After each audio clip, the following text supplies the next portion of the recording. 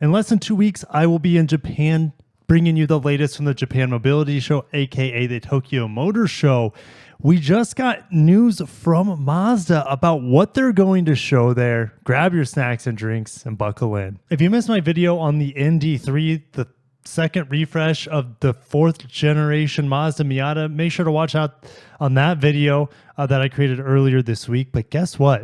They are teasing potentially a new Mazda Miata already. And this is the teaser image. We're going to open up this in a new tab.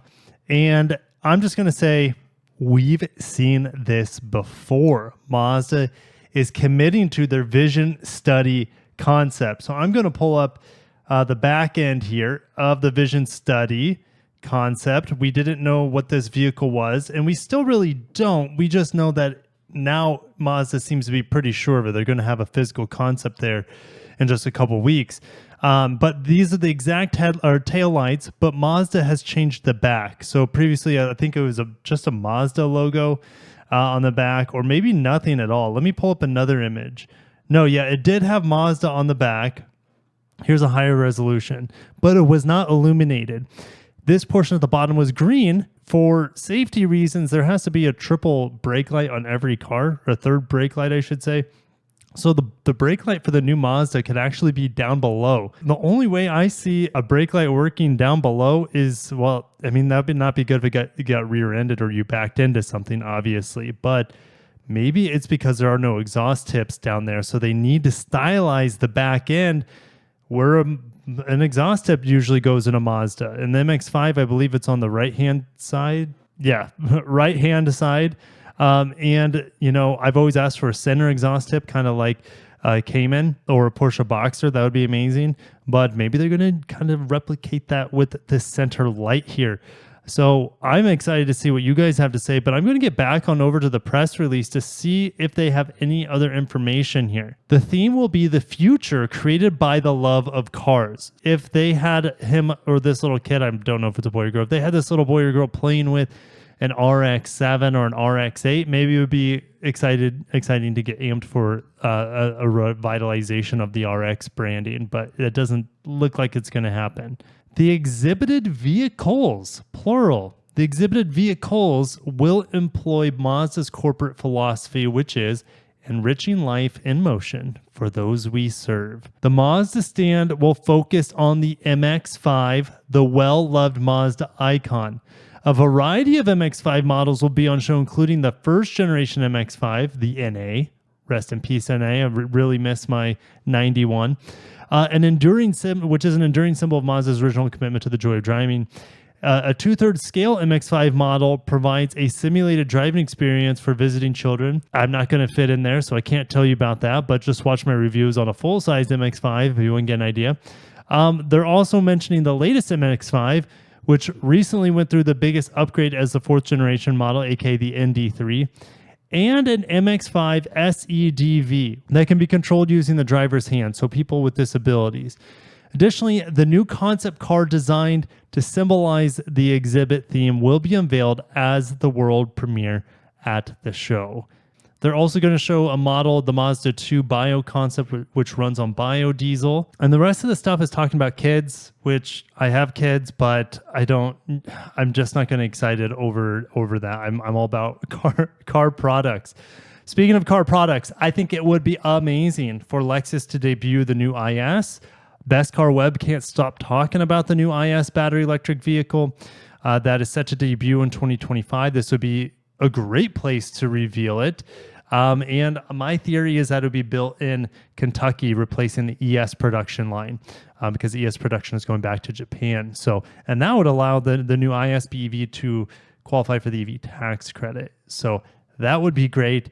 They are still saying crazy things about true torque vectoring, so having 2 rear motors in the back, but it will also have all-wheel drive. So I don't think they have a clue on what is actually going to be in here. They're hearing things that Lexus and Toyota are working on true torque vectoring with independent motors per each wheel, which of course they are.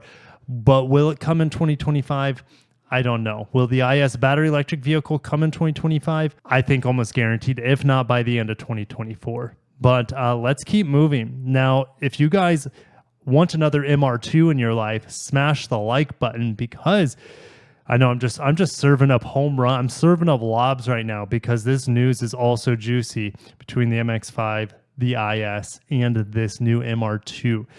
I can't get this magazine yet because it's on pre-order. Tomorrow I will, and once it's available, I'll be able to make a video on this new MR2.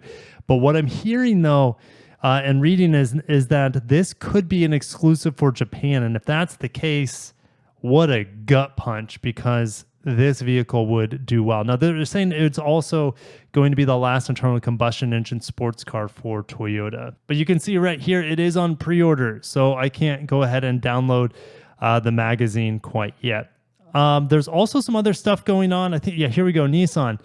Nissan just revealed another concept, which it's the second one that'll be showing at the not the LA Auto Show. That'll be different stuff in November, like the Camry. But anyways, I don't want to get off track.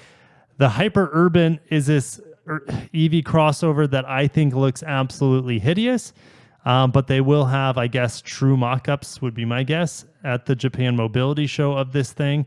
Of course, you're not going to have doors that open like that on a production car. I mean, Infiniti and Nissan can create some amazing concepts, but how often do they come anywhere close to mimicking these in production?